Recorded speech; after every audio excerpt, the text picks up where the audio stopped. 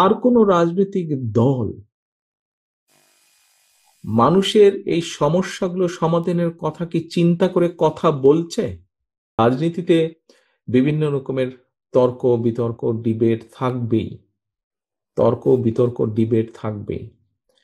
কিন্তু আপনি দেখেন, আপনারা প্রত্যেককে দয়া করে একটু 1 মিনিটের জন্য যদি চোখটা বন্ধ করে চিন্তা করে দেখেন, গত 1 বছর ধরে বলেন, গত 15 বছর ধরেই বলেন, ঠিক আছে, 15 বছরটা যেহেতু 1 বছরটা সামনে, ইমিডিয়েট, আমাদের ইমিডিয়েট পাস্ট, আপনি 1 বছর ধরেই দেখেন, আমরা যদি চিন্তা করি, পত্রপত্রিকা খুললে, রেডিও টিভি খুললে, এই যেই 8টা সাবজেক্ট নিয়ে আমরা আলোচনা করেছি, আমি আমার 35 বছরের 30 বছরের রাজনৈতিক অভিজ্ঞতা থেকে বুঝি যে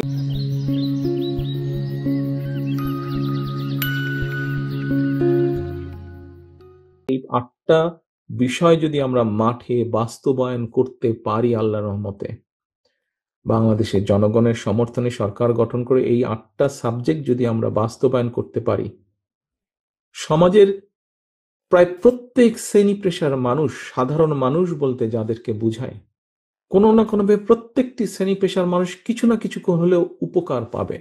আপনারা কি মনে করেন কথাটি সঠিক বলেছি আমি? আপনারা কি আমার সাথে একমত? আচ্ছা, ধন্যবাদ। সহকর্মীবৃন্দ, প্রত্যেকটা মানুষ যদি উপকার পায়, আপনারা 1 মিনিটের জন্য চোখ বন্ধ করে দেখেন তো, বর্তমানে আপনি পত্রপত্রিকা খুলেন, রেডিও টেলিভিশন খুলেন, আর কোন রাজনৈতিক দল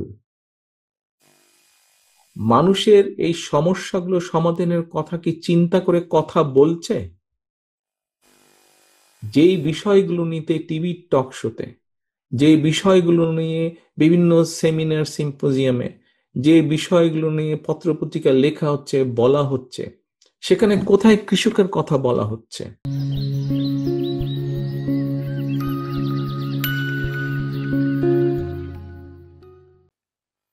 সেখানে কোথায় শিশুদের শিক্ষার কথা বলা হচ্ছে?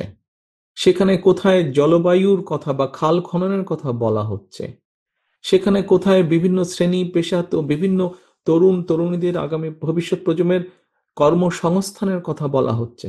সেখানে কোথায় নারীদেরকে স্বাবলম্বী করার কথা বলা হচ্ছে? কোথাও দেখছেন আপনারা? কোথাও কি দেখছেন? খুঁজেন তো ভাই, আজকের পত্রপত্রিকা তো সকালে আসার সময় নিশ্চয়ই দেখেছেন। আপনার দলের যে কর্মসূচিটি গত কয়েকদিন 4 দিন ধরে চলছে, আপনার আজকে পঞ্চম দিনে, আপনার দল এই যে কর্মসূচিগুলো, এর বাইরে আর কোন দলের পক্ষ থেকে আমরা খুললেই দেখছি যে একজন বলছে আমি ভালো ও খারাপ, আরেকজন বলছে আমি ভালো ও খারাপ, আরেকজন বলছে আহ, আমরা এই করেছি সেই করেছি, এই ধরনের কথা আছে।